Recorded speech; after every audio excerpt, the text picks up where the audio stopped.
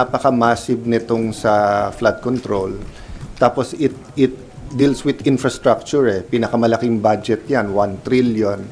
And then, of course, yung mga lumalabas ng testimony. And then by October 25, 3 months na since sabihin to nung Pangulo, hindi pa malinaw kung sinong kasalit, sinong hindi. At hindi pa malinaw, for example, the very least, linawin naman kung ano yung ghost. Diba?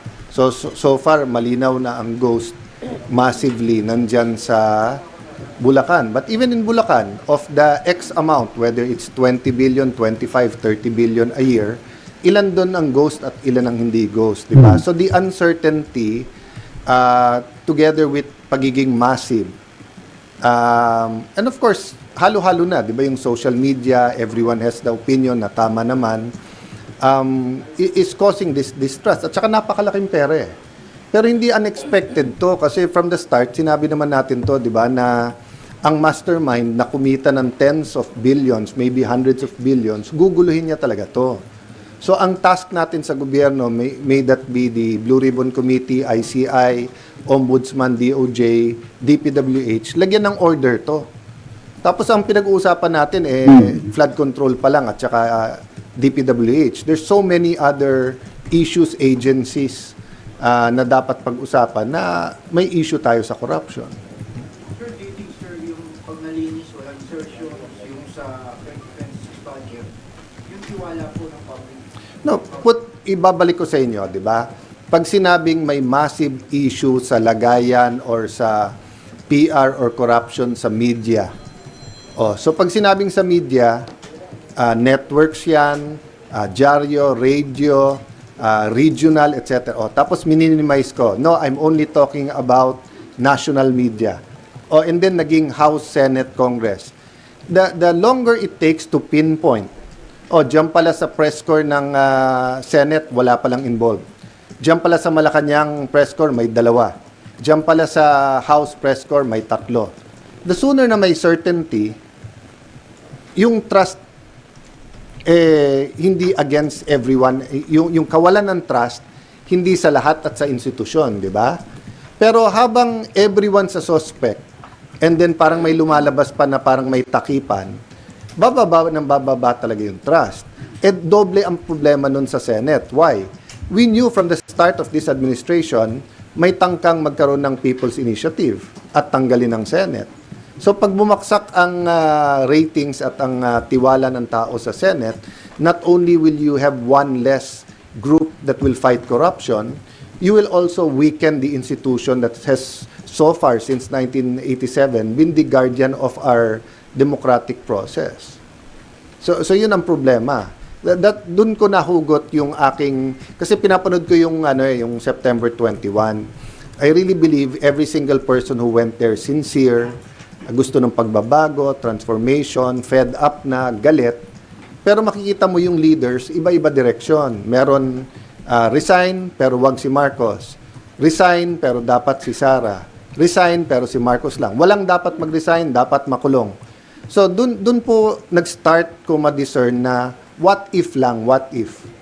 What if the President, the Vice President, lahat ng Senador, lahat ng Congressman mag-resign and then wag tumakbo ng isang cycle?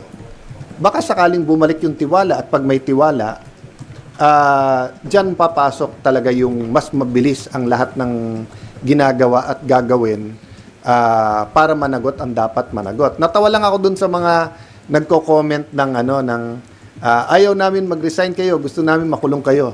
Dun sa mga guilty, pag nag-resign, mas madaling ipakulong, hindi mas mahirap. Kasi yung suspect mo nasa gobyerno lahat ngayon eh. So habang nandun sila sa pwesto, mas mahirap talagang panagutin. At kung ikaw mastermind, mas madali mong guluhin kung mga kapwa mo na sa gobyerno, nakapwesto pa lahat. Sir, how do you respond to mga nagsasabi na kung seryoso po kayo, bakit hindi yung pangunahan? Pangunahan ko. Payag ako mauna. No problem dun. Will you do it now, sir? No, mauna means lahat kami. Walang nagsasabing ikaw mag-isa. Kung mag-isa ako, hindi mangyayari 'yon. Ang natin national renewal, di ba? So pag sinabi natin corrupt yung media, lahat tayo mag-resign. May mauna talaga, pero sasabay lahat. Pag isa lang nag-resign, walang mangyayari. Di ba? Ang sinasabi ko, mag-sacrifice tayo, hindi mag-suicide. Gusto nila, ako lang mag-isa. No problem, yun ang gusto nyo. Pero it will not solve the problem. The problem will have new hope if we do it all as a group. Kung gusto nyo mauna ako, basta't may assurance akong susunod kayo. Sen, Diba? tingin niyo po, pag pinangalahan niyo po, walang susunod sa inyo? Tingin ko, sa ngayon lang, kahit sinong mauna, baka nga hindi eh. Suntok sa buwan naman tong proposal na to. But you never know. Minsan tinatamaan ng buwan. Kasi kung hindi, anong alternatives? Kudeta, people power. Hopefully, hindi tayo umabot doon. But people are talking about some kind of revolution. I want to talk about transformation and revival instead of people power and instead of revolution. Bakit? Sa mga revolution, you have the communist model, it didn't work. You have the fascist model, it didn't work. You have the people power that did work partially and we're proud of. Pero since then, cyclical pa rin yung ating corruption at palala ng palala. So I don't think an ordinary people power now na umiba lang ang presidente will solve all of this. But how do you operationalize it, Sen? I don't Considering na wala pong No, I batas don't or- need to. Doon nga ako nagtataka sa mga legal luminaries. For example, si Justice Carpio at yung iba, wala daw sa konstitusyon yun. Pareho ba tayong konstitusyon na binabasa? Basahin nyo Article 10, Section 10 ng Article 7. Ang sabi doon, pag nag-design ang presidente at vice president, agad-agad magmi-meeting, I think within 3 days, ang Congress. And within 7 days, we have to pass a law na magkaroon ng eleksyon for not earlier than 45 days, not later than 60 days. So doon din nagsasabi ng hindi kaya ng COMELEC agad-agad, unconstitutional yon pag hindi nila kaya. Kasi nasa konstitusyon eh. Not earlier than 45, not later than 60 days. Yun lang, kailangan pagpasa namin ng batas na yon, nakalagay na rin doon na dapat Senate at House kasama na. So ang question na lang, paano magkaroon ng national commitment to each other and to the nation na yung qualified tumakbo, hindi tumakbo. Kasi kung ikaw si President Marcos, ba't ka papayag kung tatakbo din lang pare-pareho din? Kung ikaw si VP Sara, ba't ka papayag kung hindi yung lahat ng iba na maaring involved din ngayon ay tatakbo din, di ba? So put it another way, no? Ang baon ko sa Senado araw-araw may problema, anong solusyon? Ang hugot ko, nandun ako sa EDSA 1, more or less sa EDSA 2, may mga roles. EDSA 3, nakita ko yung sincerity ng mga tao. So sa lahat ng laban ng corruption, one way or the other, since 1998 became a congressman, we contributed towards good. Ang problema, lalong lumala eh. Nung nawala yung pork barrel, lalong lumaki ngayon, di ba? Tapos, hindi tayo magkaintindihan ngayon eh. Bakit pag grupo nila ang naglagay, insertion yon. Pag grupo nyo, amendment yon. Di ba? So, sabi ko nga, nung bata ako, tinanong ko sa yaya ko, Yaya, bakit pagka nagkakasakit ako, sabi mo, hika? Bakit sa mga kaklase ko sa high school, asthma daw? Sabi nung yaya ko, kasi mayaman yung mga kaklase mo. Pag mahirap, hika yan. Pag mayaman, asthma yan. So bakit kapag kasi Risa, amendment yan, hindi insertion. Pag iba, insertion yan. So how can we have a national dialogue kung ganon, di ba? But as far as feasibility and constitutionality, nasa constitution yon. The only question for us is, are we willing to sacrifice? Now, if we're not, okay lang, let's move on. So, what's happening now, parang ang layo pa ng solusyon, parang walang nangyayari, di ba? Ano sabi ni Einstein, keep doing the same thing, expecting different result is stupidity. So, I don't believe we're stupid as a people. So, we have to find a solution. So, one other alternative universe is mag-resign lahat. Hindi pa rin, what's the next one? We have to come together, kailangan may vision tayo, paano na ma-solve? So, lahat ng ibang corrupt, sa BIR, sa customs, sa online gaming, sa illegal gambling, you name it, nakakatago ngayon kasi lahat ng attention natin nasa flood control. Di ba? So, yun lang pinopoint ko. We have to provide a vision. We have to, so, sabi ng iba yung ICI, hindi, maraming ang problema eh. Di ba? Just making things public, ano bang tinatanong nila doon? I believe in the ICI. I believe in the people there individually. But from the start, di ba, nung nagsalita ako sa floor, sinabi ko sa inyo, hindi pa independent yan at kulang pa, whether batas or paano ayusin. If you ask me, lagyan ng isang representative ng Catholic bishops, isa from the born again, isa from Muslims, isa from Iglesia. Pero lagyan nila ng plano. Halimbawa, simulan natin sa ipasubmit sa DPWH, saan ba meron talagang ghost, saan wala. Alin contractor ang definitely walang mabuting ginawa at alin yung iniimbestigahan pa. Pagka moving target tayo sa lahat ng gagawin natin, walang maayos dito. Yung nanggugulo has more than enough money, opportunity, power na guluhin lahat to. Ginagamit yung fear ng tao, yung galit ng tao para lalong magkagulo rather than magkaroon ng order dito. Sir, pwede po bang hindi muna mag-resign yung mga incumbent, magpatawag na snap election, then kung ano po yung magiging result, saka sila mag-step down po lahat? Yun ang magiging proseso. Yun ang magiging proseso. When I say snap election, kasi iniisip lahat ng 1986, di ba? Iba talaga sitwasyon nun. But snap election, snap means mabilis. Di ba? Yung hindi scheduled, etc. So if the President and Vice President resign, magkakaroon yan ng acting. Pero ba't naman sila magre-resign na wala naman commitment ang lahat ng congressman at lahat ng Senate na kami din at walang tatakbong for president sa amin.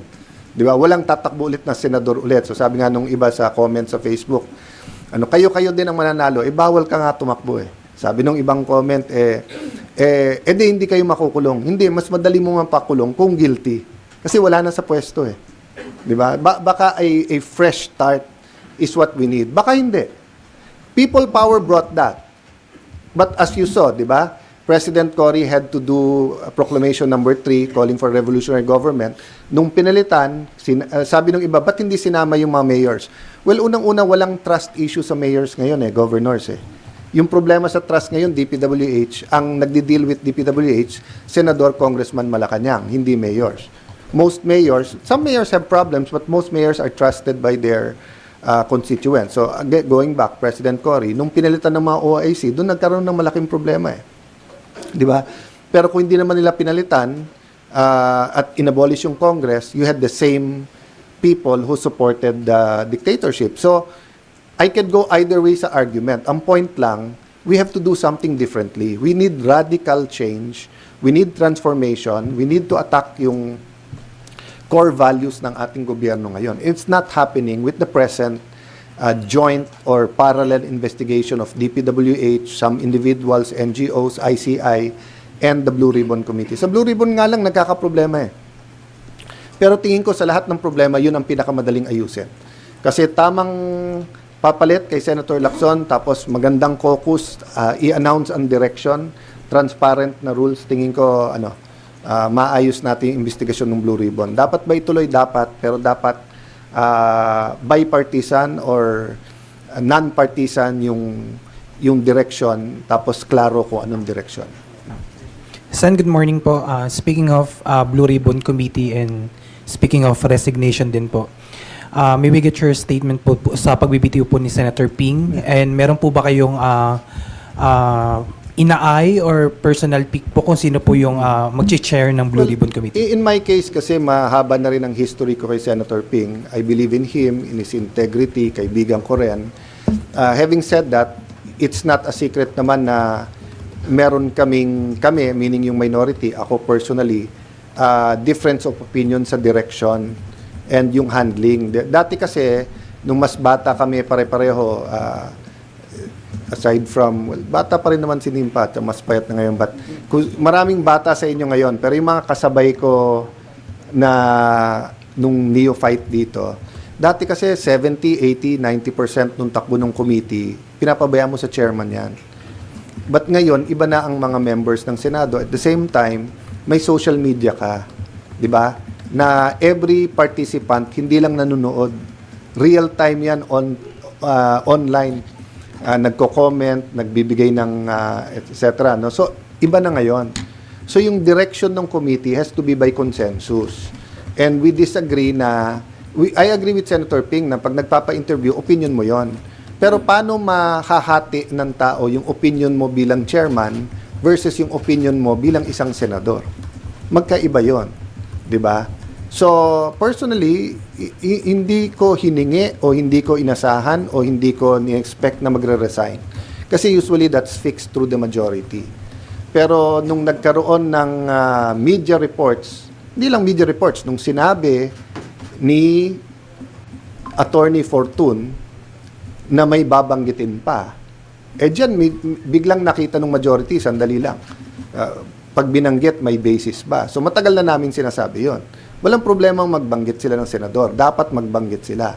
Pero dapat klaro yung basis at tinitignan muna ng committee. Nung sinabing may babanggitin pa, nagbago bigla, nagkagulo. So I'll stop there kasi nga nag-uusap-usap pa sila. But kaming minority, hindi kami nakikialam sa majority. Ang gusto lang namin, pagka may hearing, may session. Para kung hindi kami sang-ayon sa nangyayari sa hearing, meron session kung saan magde-decide kung ano nangyayari. So, but I do believe Senator Soto, the Senate President, is on it.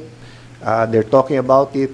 So, it's too big an issue, too big a committee na hindi namin ayusin as a Senate. Pero sir, satisfied po kayo sa takbo ng investigation po ng Blue Ribbon Committee sa pamumuno po Hindi ako ni Senator satisfied Ping? sa takbo ng lahat ng investigasyon. Kasi sa akin, napakasimple lang.